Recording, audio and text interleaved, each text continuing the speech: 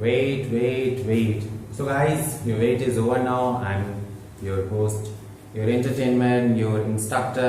एक बार फिर से आपके सामने हाजिर है the third part of my topic, active and passive voice. ठीक है, तो गाइस दो वीडियोस मैं होप करता हूँ कि आपने बहुत अच्छे से देखे होंगे. आई डोंट थिंक कि उसमें कोई कंफ्यूजन या कोई प्रॉब्लम होगी. अगर है तो जरूर बताइएगा. अब थर्ड पार्ट के साथ अपना ट्रिकी एक्टिव एंड पैसिव को कंटिन्यू करते हैं. Let's start without wasting any more time. तो गाइस एक्टिव क्या है, पैसिव क्या है, ये मैंने बताया. एक्टिव में हम सब्जेक्ट से शुरू करते हैं, पैसिव में हम ऑब्जेक्ट को फोकस करते हैं.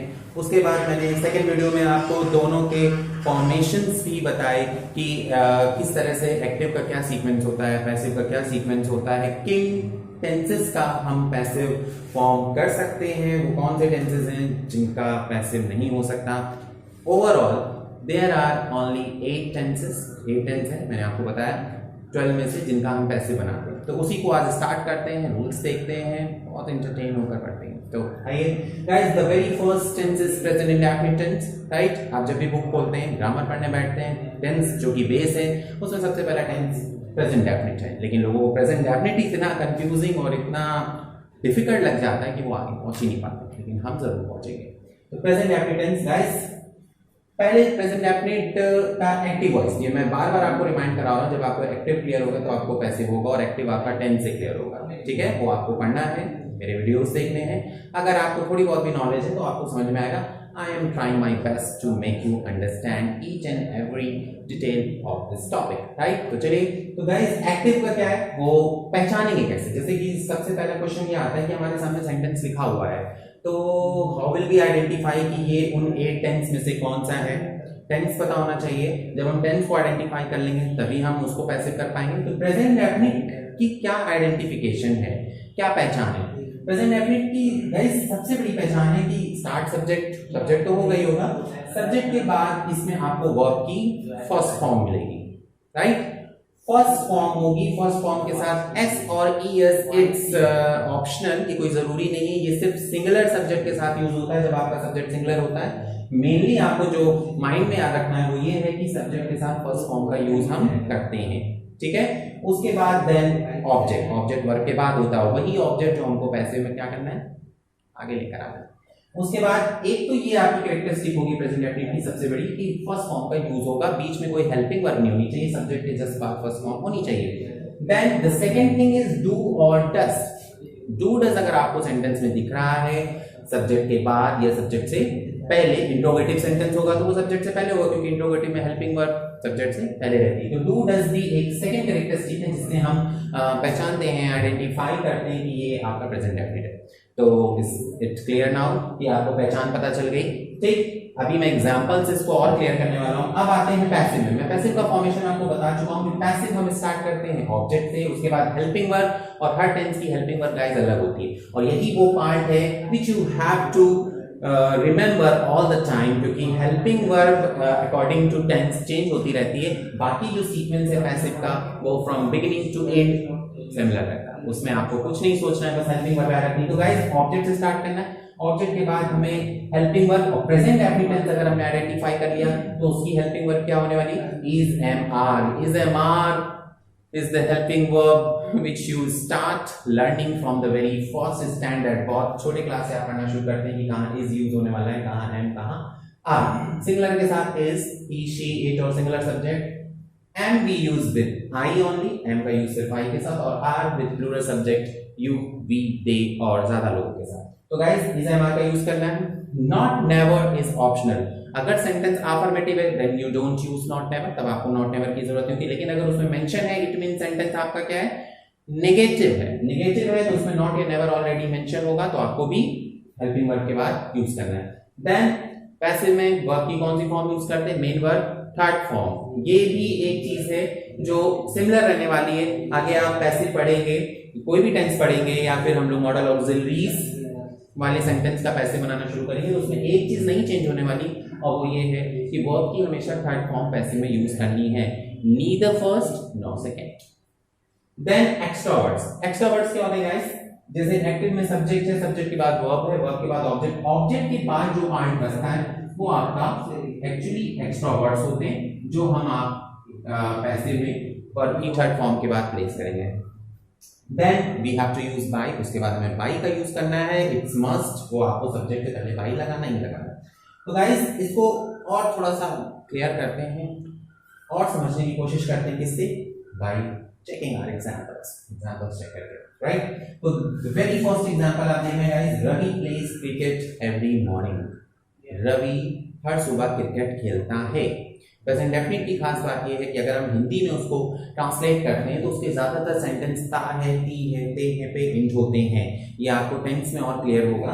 तो रवि हर मॉर्निंग क्रिकेट खेलता है। अब हम इसको पहले कैटेगराइज करते हैं, इस वर्ड्स को डिवाइड करते हैं कि कौन सा वर्ड सब्जेक्ट है, कौन सी वर्ब है और कौन सा ऑब्जेक्ट है, उसके बाद बताएंगे। तो गाइस रवि क्या है? सब्जेक्ट, बिकॉज जो एक्शन को परफॉर्म कर रहा है, यहाँ पे क्रिकेट कौन खेल रहा है? रवि। तो रवि आपका हो गया सब्जेक्ट, राइट। प्लेस क्या है? प्लेस आपकी वर्ब है। वर्ब मींस क्या होता है? एक्शन, काम क्या हो रहा है, क्रिया जिसे हिंदी में कहते हैं, राइट। तो वो आपकी वर्ब है। इसमें देख रहे हैं आप एस लगा हुआ है, हमने बताया फर्स्ट फॉर्म होगी एस या एस हो भी सकता है अगर आपका सब्जेक्ट सिंगुलर है, और यहाँ पर रवि सिंगुलर है इसलिए एस का यूज हुआ है। और वर्ब के बाद जो है वो आपका क्या हुआ? क्रिकेट आपका क्या हुआ? ऑब्जेक्ट। वर्ब के जिस बाद ही आपका ऑब्जेक्ट होता है, और ऑब्जेक्ट के बाद जो पार्ट बचता है गाइस वो क्या होता है? एक्स्ट्रा वर्ड्स होते हैं। तो ये जो एवरी मॉर्निंग है ये आपकी क्या है? Extra words. तो इस तरह से हमने इसको कैटेगराइज किया। अब हम इसको एक्टिव से पैसिव में फॉर्म करना स्टार्ट करते हैं। तो पैसिव के लिए हमको सबसे पहले किस चीज की जरूरत है? ऑब्जेक्ट। ऑब्जेक्ट हमारा कहाँ था? वर्ब के बाद, यानी कि क्रिकेट हमारा ऑब्जेक्ट था, तो वो हमने इसको पहले क्रिकेट गाइस क्रिकेट लिखा। क्रिकेट के बाद अब हमें हेल्पिंग वर्ब यूज करनी है। तो helping verb according to number of the subject we have to use, कि नंबर सिंगुलर है या प्लूरल है। तो यहाँ पे cricket, cricket is of course singular, तो क्या यूज करना है? इसका यूज करना है। देन नॉट और नेवर, क्योंकि ये सेंटेंस नेगेटिव नहीं है, इसमें ना तो नॉट है ना नेवर है, तो वी स्किप इट, इसको हम क्या करते हैं? स्किप कर देते हैं। अभी एक नेगेटिव का भी एग्जांपल देखेंगे तो उसको देखते हैं। फिर उसके बाद आपका आता है नॉट नेवर। स्किप करने के बाद वर्ब की थर्ड फॉर्म, वर्ब हमारी क्या थी? प्ले। प्ले की थर्ड फॉर्म क्या होगी guys? Played. Is that D लगाकर थर्ड फॉर्म हमने फॉर्म करी। Then extra words, extra word क्या है? Every morning, every morning. Then we use by, by आपको लगाना ही है, बाय लगाया।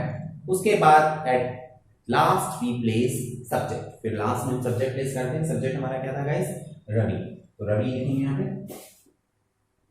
तो Ravi plays cricket every morning, this is the active voice. Cricket is played every morning by Ravi. Ravi हर मॉर्निंग क्रिकेट खेलता है, ये आपका एक्टिव वॉइस था। रवि के द्वारा हर सुबह क्रिकेट खेला जाता है, ये आपका क्या हो गया? ये आपका पैसिव वॉइस हो गया। ओके गाइस, तो अब आते हैं हमारे सेकेंड एग्जाम्पल पर। सेकेंड एग्जाम्पल में गाइस क्या है? देख रहे हैं आप, boys collect money for the celebration. तो इसमें भी क्या है? सब्जेक्ट आपका क्या है? बॉयज है। कलेक्ट आपकी क्या हो गई? वर्ब हो गई। मनी आपका क्या हुआ? ऑफ कोर्स ऑब्जेक्ट हुआ। तो पहले इससे स्टार्ट करते हैं, मनी। उसके बाद पहले हमें क्या लेना? Is am are. मनी भी सिंगुलर में ही आएगा, तो मनी इज।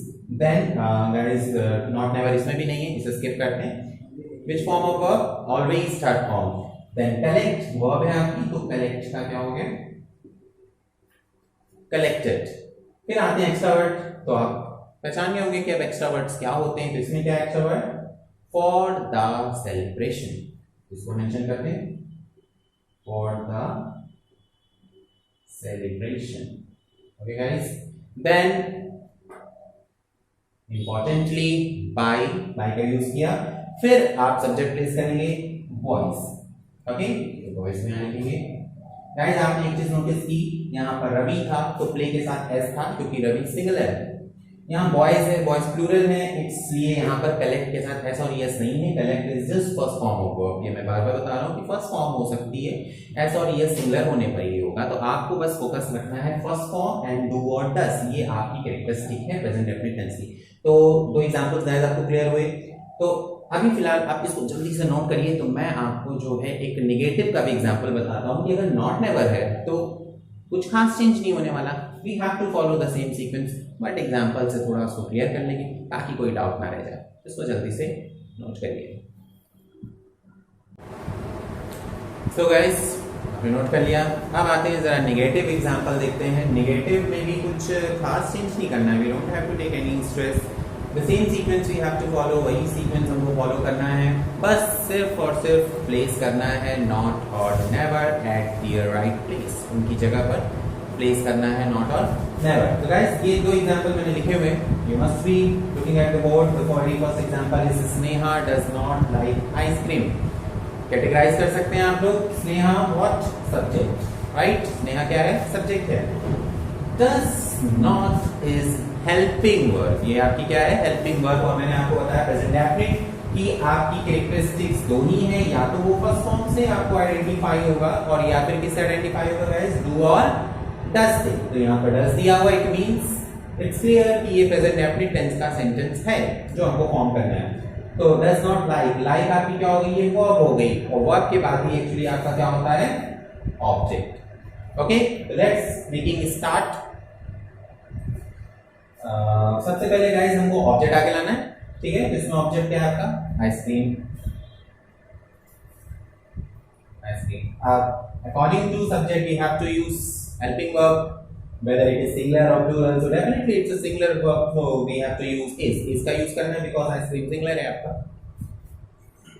ओके, तो गाइस फिर उसके बाद now comes the change between affirmative and negative। यहाँ पर चेंज आता है और यहीं पर आपको सबसे ज्यादा ध्यान देना है कि इस सेंटेंस में नॉट का यूज हुआ है, किसके साथ, ऑफ कोर्स डज के साथ यूज हुआ है। और पैसिव का सीक्वेंस देखें तो हमें भी उसमें नॉट नेवर यूज करना है, but we don't have to use do और डज। डू और does we use in active voice only, passive में हम डू डज का यूज नहीं करते बिकॉज़ पैसिव में हमारी अपनी हेल्पिंग वर्ब्स हैं जिनके साथ हम नॉट नेवर का यूज करते हैं। और हमारी हेल्पिंग वर्ब क्या है, इज एम। ओके, तो इज हमने यूज किया तो हमें नॉट यूज करना है इसके साथ ही, नॉट। फिर आते हैं वर्ब की थर्ड फॉर्म, वर्ब की थर्ड फॉर्म क्या है, लाइट। तो ये हो गया आपका लाइट। फिर एक्स्ट्रा वर्ड्स, तो एक्चुअली इसमें ऑब्जेक्ट के बाद कुछ टेंशन नहीं है, इट मींस इस सेंटेंस में एक्स्ट्रा वर्ड्स नहीं दिए गए तो we don't have to use. ये तो बहुत इजी हो गया हमारे लिए कि एक्स्ट्रा वर्ड नहीं दी तो हमें यूज भी नहीं करने, डायरेक्ट बाई का यूज हो गया। और बाई के बाद स्नेहा, स्नेहा सब्जेक्ट है तो प्लेस है। Okay guys, this is clear. Second example, I never cook food at home. Again negative because never is mentioned here. यहाँ पर never का यूज किया गया तो ये फिर से आपका नेगेटिव हुआ। फिर से सेम सीक्वेंस में आते हैं, ऑब्जेक्ट क्या है आपका, कुक आपकी एक्चुअली वर्ब है, आई आपका सब्जेक्ट है तो कुक वर्ब हुई। उसके बाद फूड वही आपका ऑब्जेक्ट हुआ, तो we start with food. Food से ही किसी चीज की शुरुआत करनी चाहिए, काम अच्छे होते हैं। तो हमने भी फूड से ही स्टार्ट किया है, फूड हमारा यहाँ पर ऑब्जेक्ट है तो फूड। उसके बाद helping verb, so suitable helping verb for food is food के साथ जो सुटेबल हेल्पिंग वर्ब है वो इज है क्योंकि फूड सिंगुलर है, राइट। उसके बाद नॉट और नेवर, तो यहाँ पर नॉट नहीं लेकिन किसका यूज हुआ है, नेवर का यूज हुआ है तो नेवर मेंशन होता है। Okay, then third form food. Extra word का इसमें क्या है, at home, then by. Okay, फिर अगेन आई को जब हम पैसिव वॉइस में प्लेस करते हैं तो वो आई का क्या हो जाता है गाइस, मी हो जाता है। ऐसे जो पर्सनल प्रोनाउन है वो मैं आपको यहाँ पर मेंशन कर दे रहा हूं जिनका एक्टिव से पैसिव करते समय जब हम उनको सब्जेक्ट से ऑब्जेक्ट की जगह पर प्लेस करते हैं या फिर ऑब्जेक्ट से लाकर उसको स्टार्टिंग में सब्जेक्ट की जगह पर रखते हैं तो उनका सब्जेक्टिव से ऑब्जेक्टिव केस हो जाता है। ओके, वो कैसे एग्जांपल्स हैं वो मैं यहाँ पर मेंशन कर रहा हूँ। पर्सनल प्रोनाउन आपकी आई अगर सब्जेक्ट है और आप उसको ऑब्जेक्ट की जगह पर प्लेस कर रहे हैं तो गाइस इट्स गोना बी मी। वो ऑब्जेक्टिव केस क्या हो जाएगा, मी। मी किसमें चेंज हो जाएगा गाइस, अस में। ये छोटी चीजें आपको याद रखनी है। वैसे मैं चाहूंगा कि मैं आपको इतनी प्रैक्टिस करा दूं कि वो आपके माइंड में फीड हो जाए, आपको मेमोराइज ना करना पड़े। फिर भी अभी आप देखिए आई को मी करना है जैसे कि मैंने किया, आई का मी, वी का अस होगा। You is similar in both the cases. You similar होता है क्योंकि यू का सब्जेक्टिव और ऑब्जेक्टिव केस सेम होता है। ही guys will be him, he का him हो जाएगा। she guys her हो जाएगा। ओके, यहाँ पे थोड़ा सा मैं रब कर रहा हूँ, स्पेस नहीं है तो मैं यहाँ लिख देता हूँ, तो आपने नोट कर ही लिया होगा। तो गाइस शी का her it will be similar in both the cases like you की तरह वो भी सेम रहेगा। the guys them हो जाएगा ऑब्जेक्टिव केस। तो ये आपको चेंजेस करने हैं जब आप इनको सब्जेक्ट से ऑब्जेक्ट की जगह प्लेस करेंगे। तो ये आपके सब्जेक्टिव केस हैं, सब्जेक्ट, और ये आपके ऑब्जेक्टिव केस हैं। जब आप ऑब्जेक्ट से इनको आगे लेकर आएंगे तो वो आपका सब्जेक्ट में चेंज हो जाएगा, यानी इस तरह से सिंटेंस चेंज हो जाएगा। जैसे एक छोटा सा एग्जांपल और देख लेते हैं गाइस। एग्जांपल है they gave her a book। Okay, very easy simple सा एग्जांपल आप देखिए।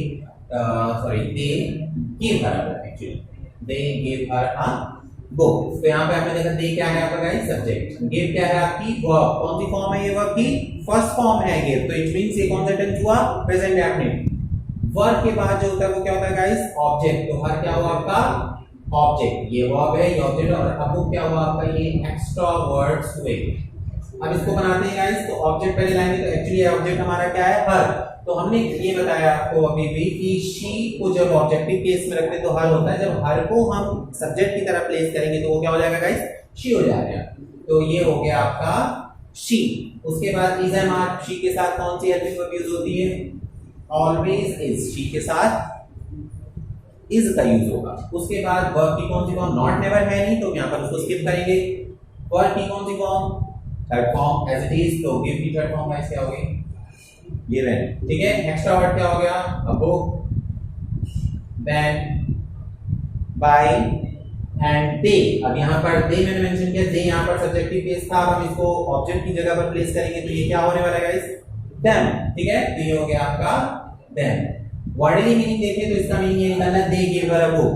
वो उसे एक किताब देते हैं, यानी कि कुछ लोग हैं जो एक लड़की को एक किताब देते हैं, तो वो हो गया वे उसे एक किताब देते हैं। और इसका जो पैसे में क्या मीनिंग निकल रहा है कि उसे उनके द्वारा एक किताब दी जाती है। कहानी थी मैंने बताया इसकी पहचान है। तो दोनों में ही मीनिंग कोई चेंज नहीं हो रहा, सिर्फ सब्जेक्ट और ऑब्जेक्ट की इंपॉर्टेंस का फर्क आ रहा है, फोकस का फर्क आ रहा है। ठीक है, तो गाइस ये जो थर्ड पार्ट था आपका आज का, जिसमें हमने एक टेंस अभी पढ़ा है, और सबसे ज्यादा आपको जो थोड़ा सा टाइम लगने वाला है वो एक टेंस में लगेगा, क्योंकि बाकी के टेंस अपने आप इजी हो जाएंगे, क्योंकि सीक्वेंस सेम है, सिर्फ हेल्पिंग वर्ब चेंज होनी है, बनाने का तरीका वही रहने वाला है। तो इस वीडियो को आपने समझा, अगर फिर भी कोई डाउट हो तो जरूर बताइए कमेंट बॉक्स में, जरूर डेफिनेटली उसको सॉर्ट आउट करने वाला हूं। और अब नेक्स्ट पार्ट में हम देखेंगे इंटरोगेटिव सेंटेंस। इंटरोगेटिव सेंटेंस में क्या होगा, आपकी कुछ खास नहीं होने वाला, बस हेल्पिंग वर्ब ऑब्जेक्ट से पहले आने वाली, क्योंकि हेल्पिंग वर्ब इंटरोगेटिव सेंटेंस में सब्जेक्ट और ऑब्जेक्ट से पहले रहती है। उसको भी एग्जांपल के साथ नेक्स्ट वीडियो में समझेंगे और एक नए टेंस को भी आगे बढ़ाएंगे। तो तब तक के लिए आपको इसको घर पे रिवाइज कर करके देखना है, अपनी कंफ्यूजन्स को, अपने डाउट्स को कलेक्ट करना है, फिर मेरे सामने रखना है कि सर डेफिनेटली इसको सॉल्व करेंगे, मुझे बताइएगा। और अगर आपने ये वीडियो पसंद किया है तो पहले की तरह ही इसे लाइक करिए, शेयर करिए फ्रेंड्स के साथ इसके लिंक को, और सब्सक्राइब करना बिल्कुल मत भूलिए। क्यों? क्योंकि गाइस जैसे मैं आपको बूस्टअप करता हूँ एंटरटेनमेंट के साथ, इंस्ट्रक्शन दे दे के आप बूस्टअप हो जाते हैं, तो definitely your subscription, your likes, your sharing is the way to boost me up. So I hope you are not gonna forget to boost me up with your subscription. So guys, till our next video, take care. Thank you.